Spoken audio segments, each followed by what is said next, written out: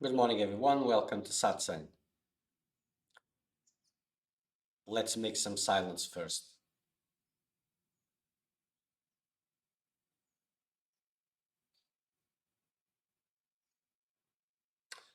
Tere, corta as coisas do aquário.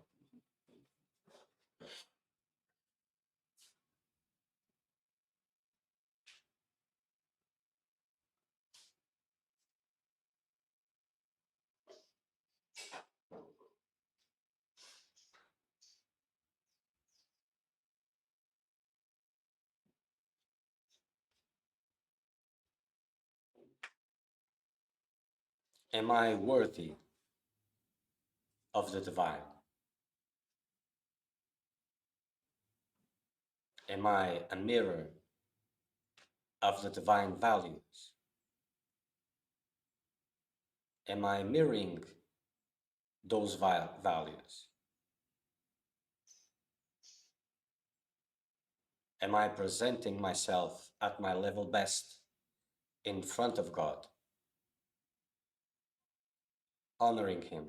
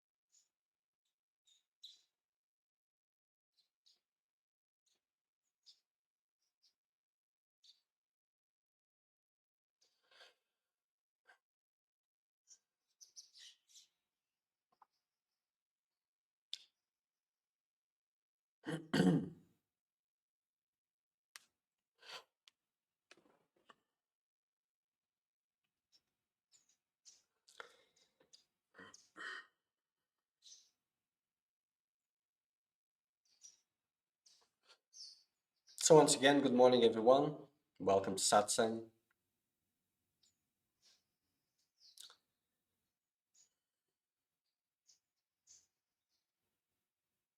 So in this opening prayer slash reflection, there is a very important aspect, especially in the days in the current days, because of an attitude towards the divine, towards God, towards the spiritual path.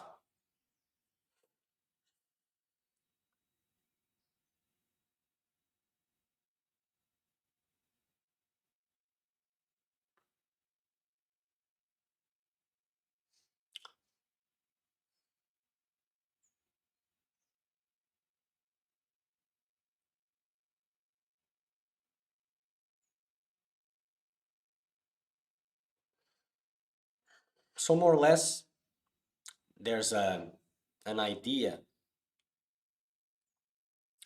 that comes from this New Age movement, the spiritual movements, New Age movements, where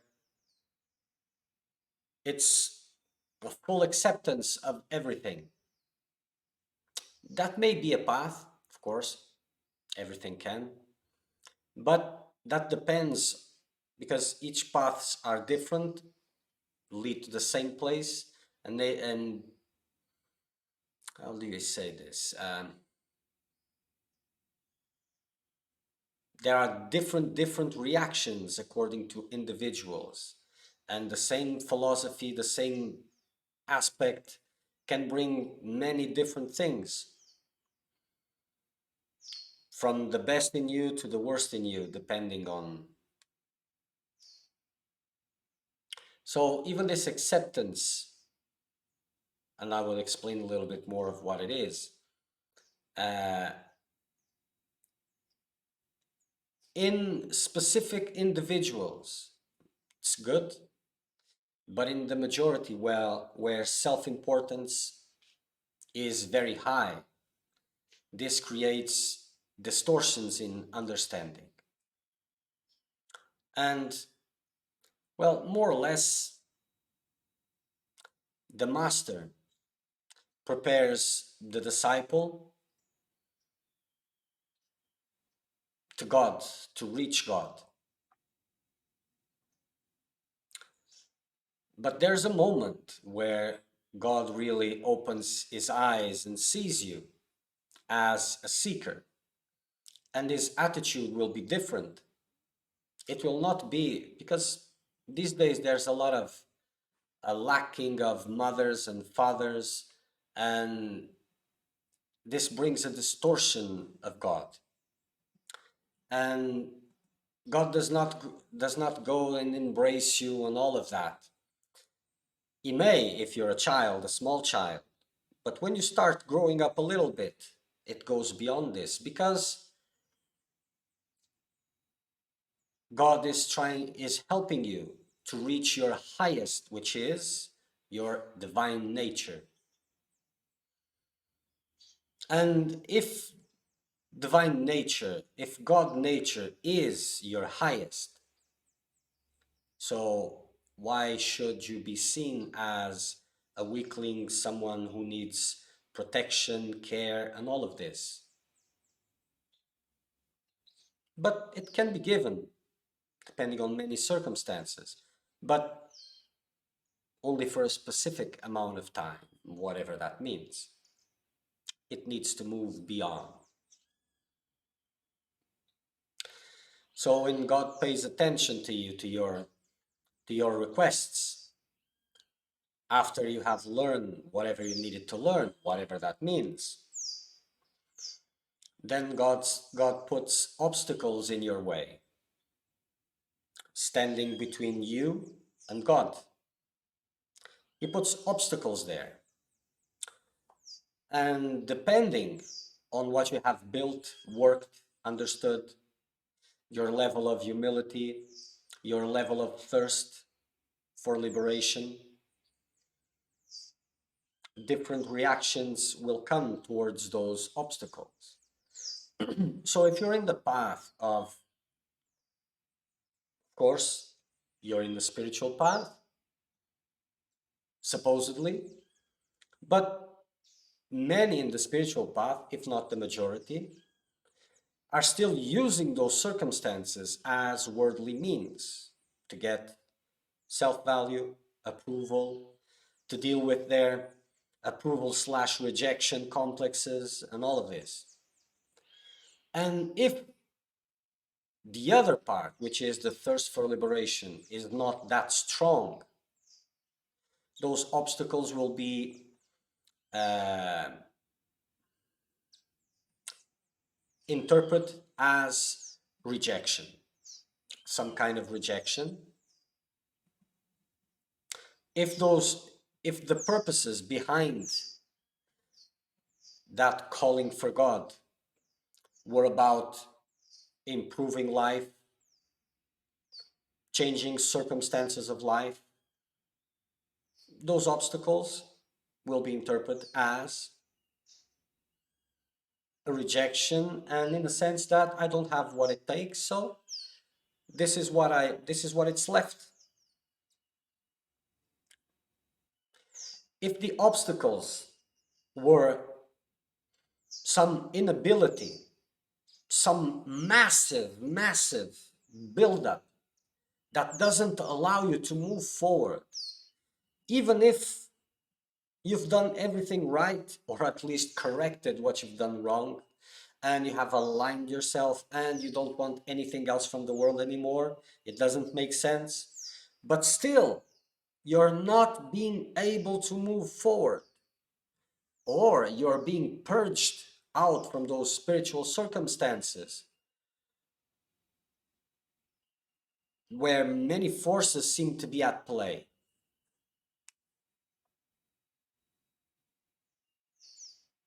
That is God putting an obstacle in front of you.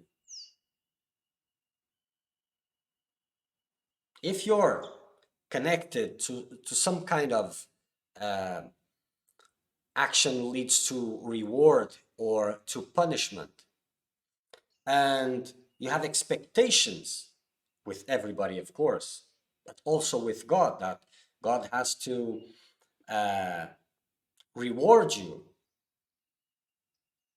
like, oh, but I love you so much, I've done everything for you, and blah blah blah blah, and full of expectations that things have to come in a certain way, an obstacle will be put in front of you,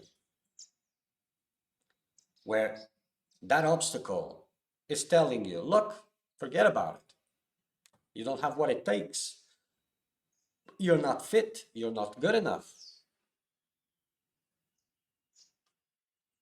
And there are many examples.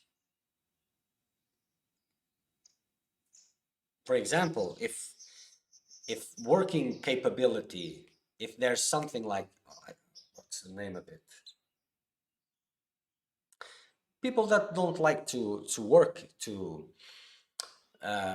make efforts,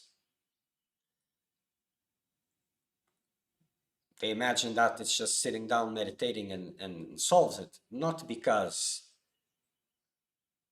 they feel that meditation, silence, and stillness is the best, but because they have difficulties in exerting themselves. God will put an obstacle in front and say, look, this is very strenuous. It will be. And I will make it even more strenuous and for a long period of time.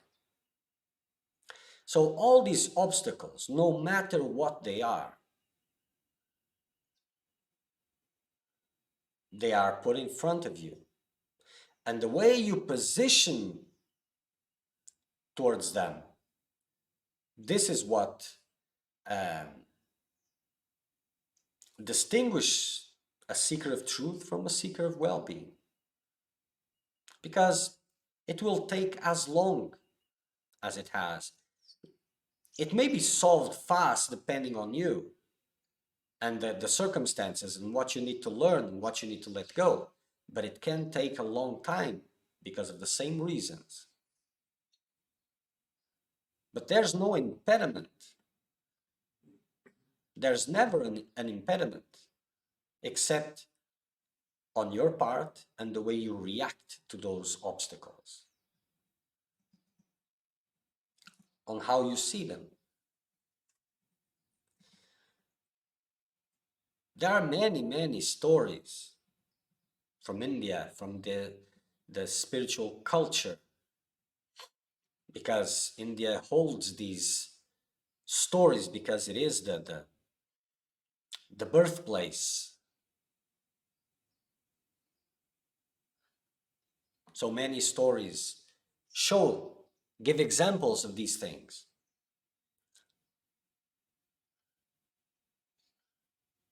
And one of the things that is lacking the most is humbleness.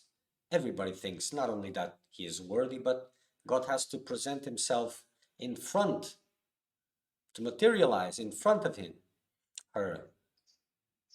And things really don't work that way. So there's an expression that which talks about bringing heaven to earth instead of going to heaven. And that many times is misread, because what really means is reach the highest of your divine consciousness here, and it will become heaven. But what is misread is God's grace, God's bliss, God's creation, everything of God to come to me instead of me going to him. And this is a misunderstanding that brings a lot of suffering, of course, and doesn't allow you to have a glance of the highest, to maintain, to continue. But it usually sums up to this: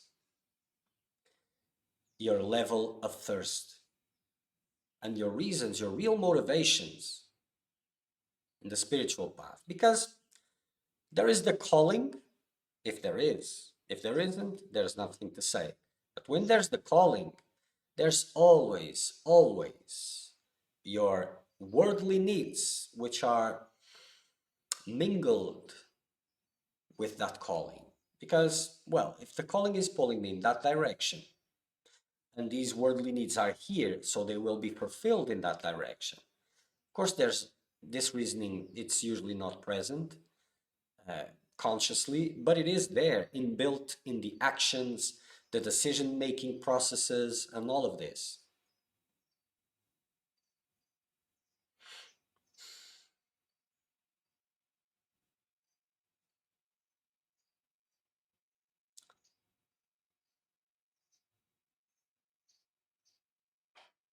The quest for liberation is the most sacred journey, the highest and most sacred. And whatever thirst you have, if you don't increase it, it will not be enough.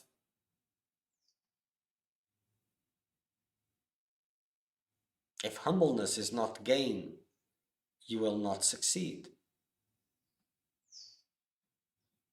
So your obstacles, the obstacles that manifest in front of you, they are challenging you to overcome your present condition, your present motivations, your attachments, your fears, everything.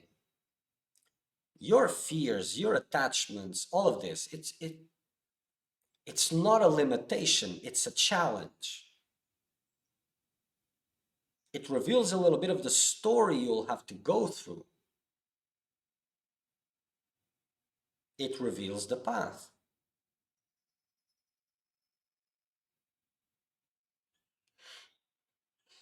So it's not really a blockage, it's not really an obstacle, it's not that there to limit you. It's there to teach you what you need to learn.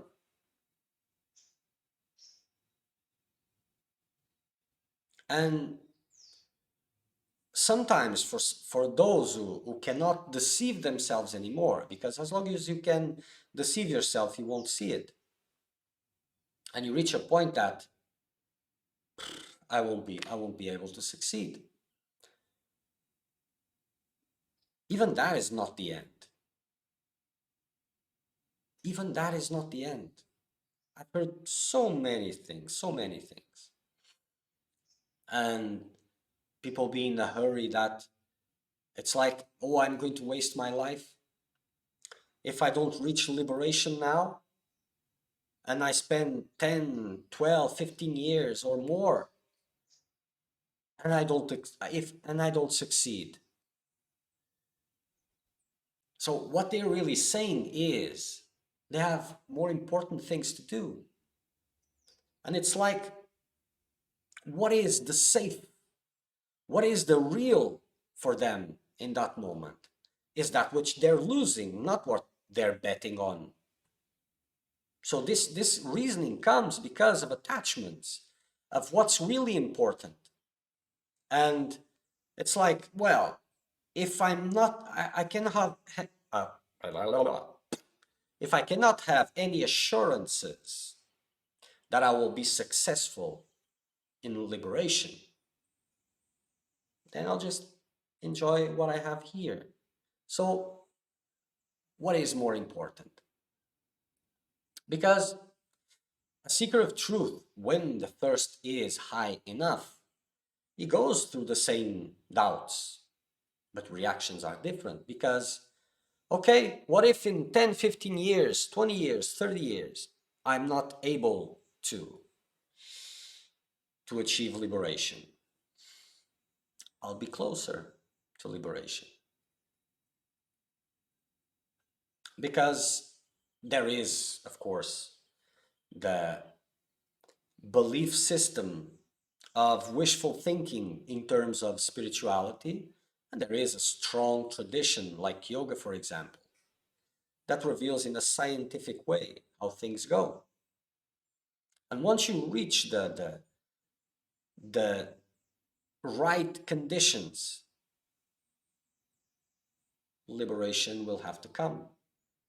So it's a matter of time, and time depends on your ability to correct your efforts, to realign yourself, to reposition, to learn, to improve. And it's a matter of time. So if I dedicate all this life to the quest for liberation and I don't succeed, I'll be closer. So this is how a seeker of truth sees it. Of course, it pains him not to be able to reach it. But from the other hand, he will be closer. This idea that, oh, I know that world is not important, there's nothing else here.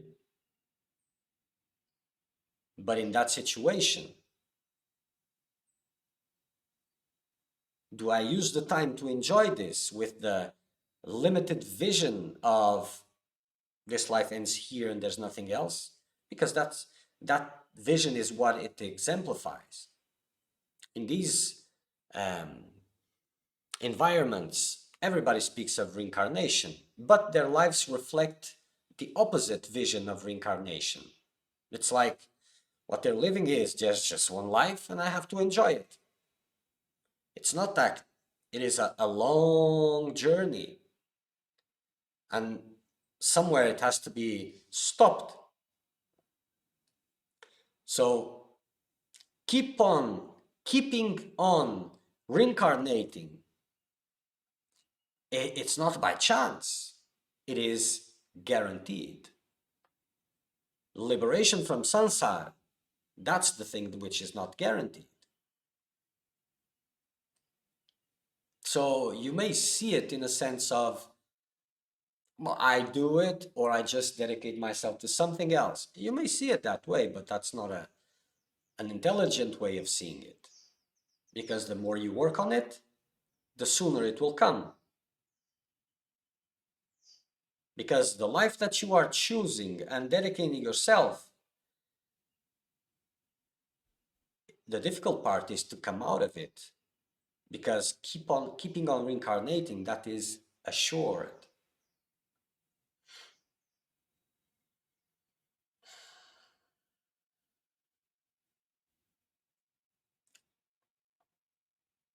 So an obstacle is never an obstacle, even if it seems like overwhelming, impossible to transcend, rejection, whatever. It is never that. It is challenging you according to your personal circumstances, characteristics. And God is watching, saying, okay, let's see what you're going to do. Let's see what is really more important to you. Because any obstacle, any obstacle can be overcome and reveal the highest and put you on the best direction possible. No matter how amount of time you dedicate on it. If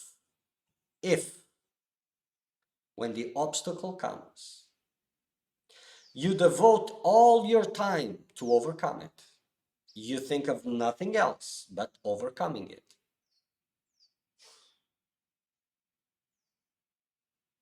And during that time, you use your time to align more and more with the divine qualities, with the highest values, to be worthy.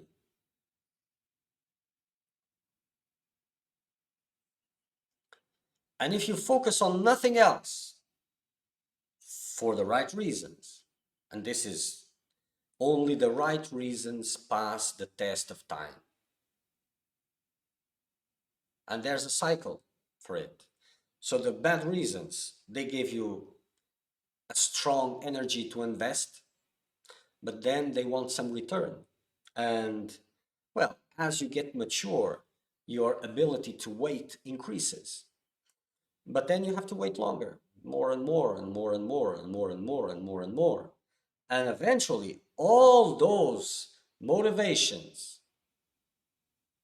that are associated with greed will not be able to sustain. And at the same time, you'll be tested in different ways. You'll be seduced by easier ways to satisfy those occult, let's call it occult, needs that were associated with the spiritual quest. They will come to you, seducing you with a perfect image for you to reach this conclusion easier. Oh, I'm not fit for this, it will take too long, it will be impossible. Let me just, okay, problem solved. You have said it in your actions. That liberation, God, I have to repeat God and God and God and God and God again. Why? Because liberation for many is the prize of greed, the ultimate prize of greed. And these many that talk just about liberation, they have some difficulties with the word God because it implies some kind of surrender. And these characters, motivated by greed, that surrender part, they don't like this. They have a certain rejection. Of course, they justify it with a lot of things. With a lot of things. Plausible, always plausible, because plausibility is a matter of need, not of an absolute forgot the word.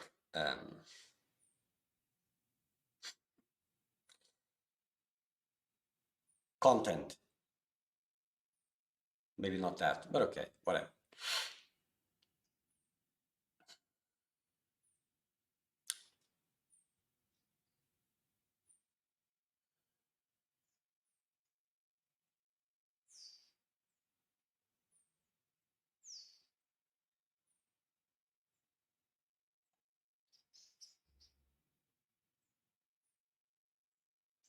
So in a way,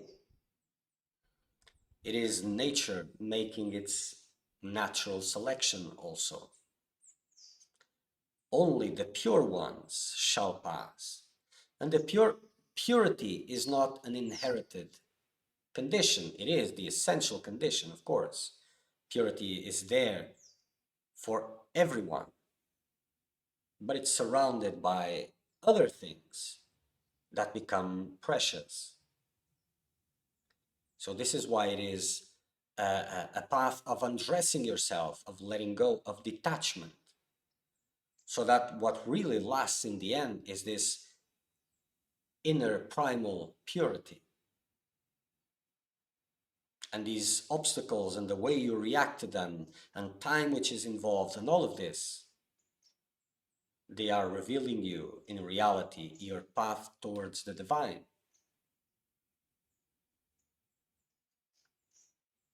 And the more you give up, the more difficult it becomes. Why? Because in your prior giving up, it was revealed underlying difficulties, certain things, big obstacles, and they have to be taken in account in the next equation so that you stand more of a chance. So it's not about rejection or acceptance from the divine. It's a kind of guidance.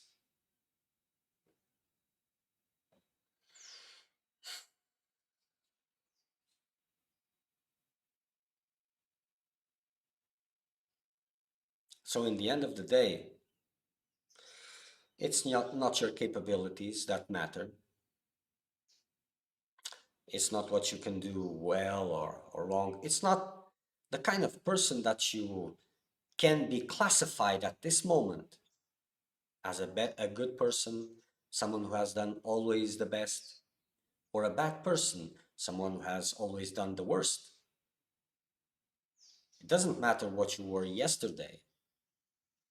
It matters is your choices in the face of those obstacles, because they are there to take you to a better and better version of yourself, more, each time more close to that core of purity.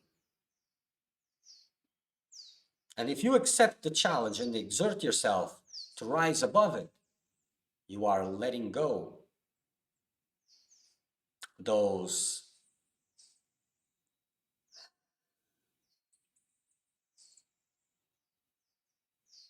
it's not wrong characteristics. It's not wrong, it's inappropriate in this alignment, in this context. And if you're not rising above, you're embracing all which is there and taking it as your reality, your choice.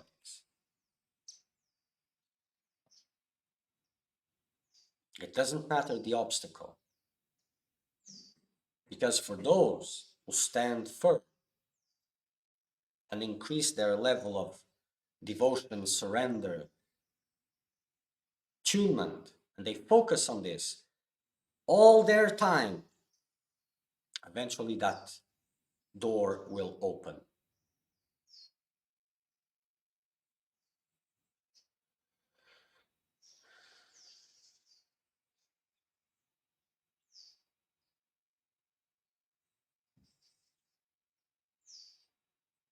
And for those who are in a real quest for liberation,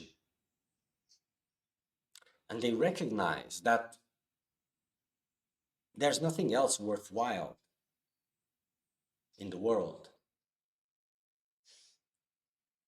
those who still see something worthwhile, well, they haven't reached this level of seriousness, of the calling.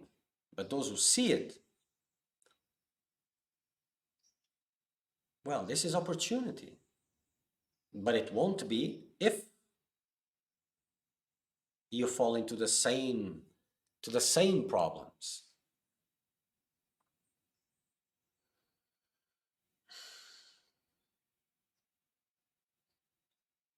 Either it doesn't matter the reason why you give up.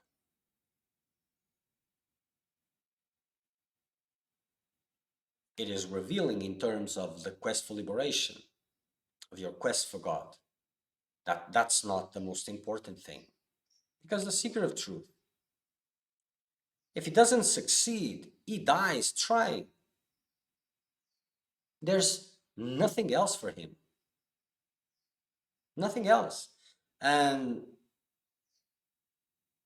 whatever he does in the world is just barely enough for him to survive and to give its utmost time to liberation, to God communion, to intense meditation.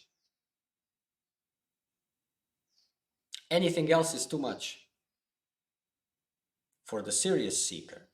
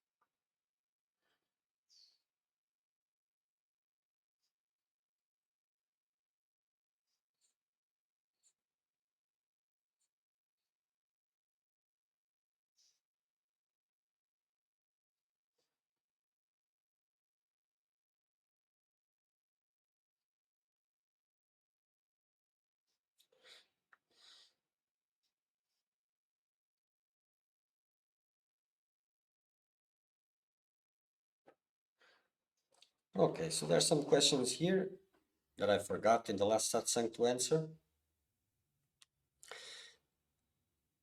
They come in Portuguese, I will translate. Can innocence act as a shadow? Being innocent in a so hostile world doesn't leave us vulnerable, or the vibration of innocence will naturally um, take us far from hostility of the world. What a sweet vision.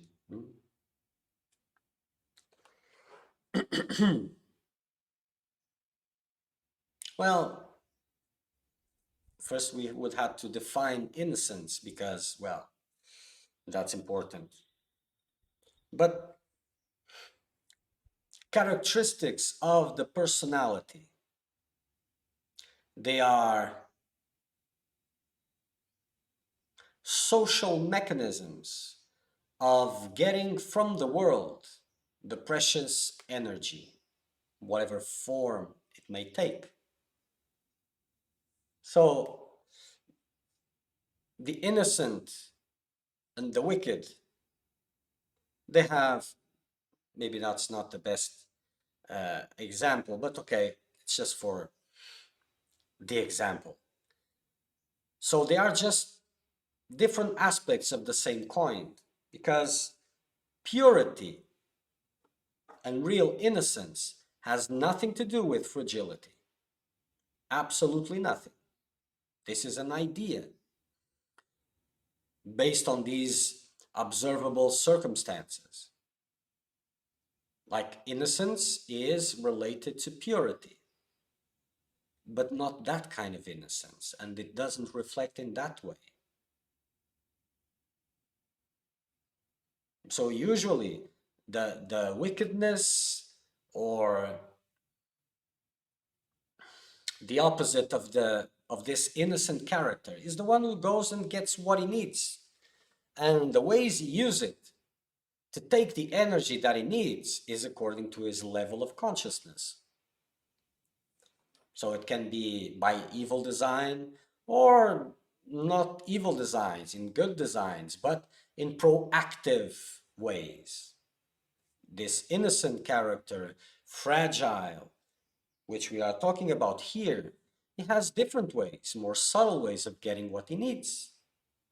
So he just stays in his corner, unprotected, fragile, and the world gives what he needs. So these are tools, tools to get what is needed. And of course, these characters will always invite hostility. And hostility will be a mechanism that is there to help them to unleash their inner strength. Because for them to remain fragile, they have to relinquish their inner strength. Because if you see a strong person, you don't tend to go and help the strong person, you tend to seek refuge in that strong person. If you see a weak person, you tend to help that weak person. You don't seek refuge in that weak person. And these are strategies. World responds according to this, and people perfect according to their own characteristics the way that they present themselves. So this character will always invite hostility, and it will, the most majority of time, run away from it. But when it gets a little bit more mature, he starts to receive it instead of running away from it, and learn the lessons that hostility is trying to teach, which are very important for that character.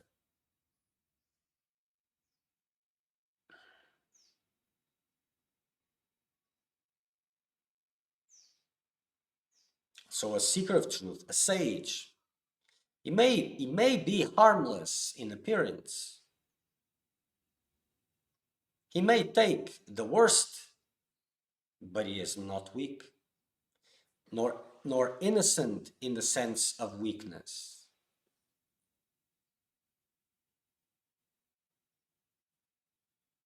Because the biggest strength is not to be able to fight back, is being able to take it despite having the power to fight back.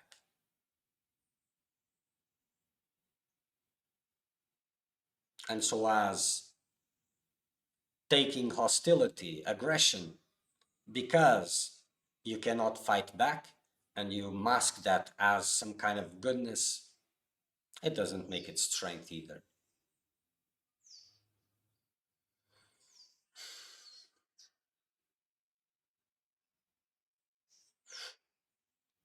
So in this new age, we see children being stripped out of their uh, aggression and capacity to fight for what they want. They have to be tamed, they have to be like lambs. And that's not really the direction, but that's a different subject. And it's a product of this vision, of this mistaken vision. That implies not only your vision in the world, but how you see God relating to you, or the divine if you don't like the word God, but that's your problem, of course. Because these realities exist, either you want it or not. And the quest for liberation is for seekers of truth only. Only. Is for those who embrace and surrender continuously to God, to the sacred, who embrace self-sacrifice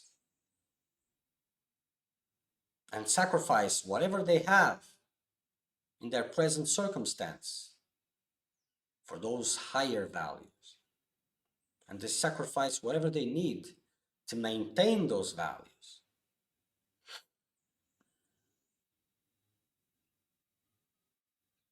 All else is just science fiction, just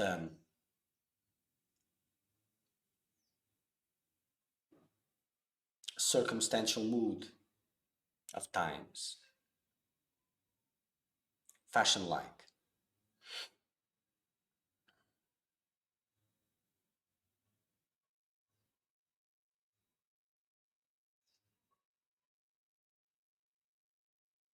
So if you have an obstacle, devote all your time to intense meditation, prayer, surrender, asking for help, all of this. May your efforts be an expression. May your efforts express the entirety of your thirst for liberation. You may ask for blessing, yes, you may, but work hard, work intensely. May your work express your thirst for liberation instead of waiting for some blessing that comes and solves your problem.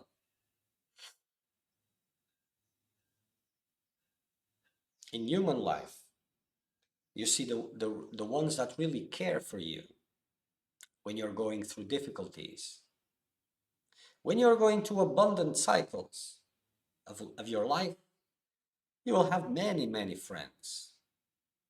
But when you're in that worst place to be, only your real friends will stay there. So those who have the biggest riches on this world, they have the more people surrounding them, but they don't know usually what is a friend. And if they have any, it will be very few. Imagine God. How many want to be their friends, his friends, for what he has? But very few seek God for God itself. But it is those that he wants, because it is those that really wants him. So whatever blockage, whatever obstacle, it is there to give you an opportunity to throw away that which is unsuitable. And if it is important to you to reach God, you will put aside whatever is in the way. You will dedicate all your time. It doesn't matter if you succeed or not. You'll die trying. And it is those who find this inner spirit that reach the highest.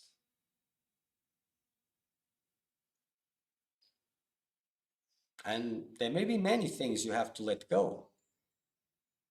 Worldly possessions, or most importantly, pride, self-value, worldly dreams of a future. Because all else, they are just means for these inner things. These are the most important ones.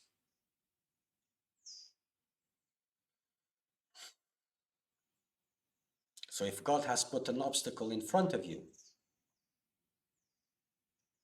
it is his way of calling you. It's never rejection. It is the seeker who turns his back, not God.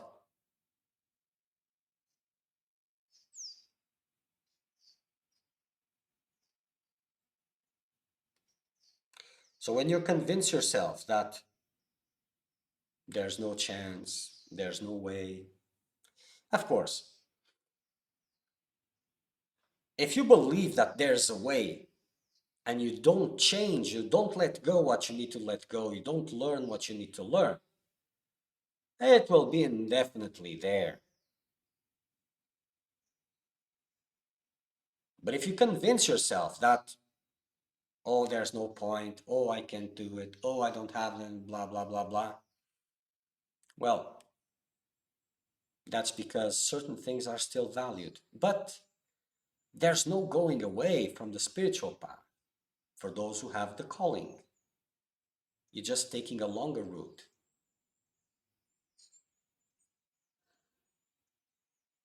And I'll leave it there.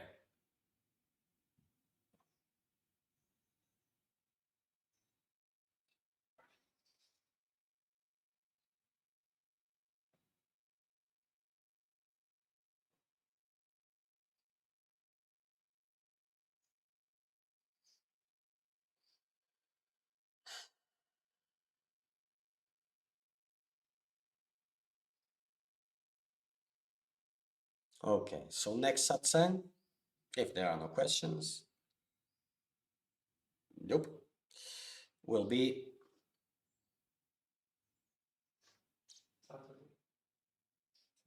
Saturday, 9:30 in the morning, Brazilian time, UTC -3. And the next meditation, intense meditation retreat will be from the 1st to the 12th of August. And September 1st to the 12th again.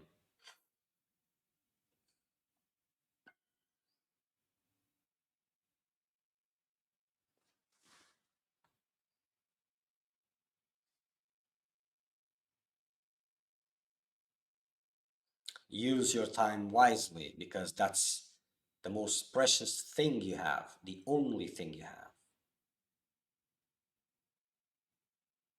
Everything else is just an illusion. So make your time count.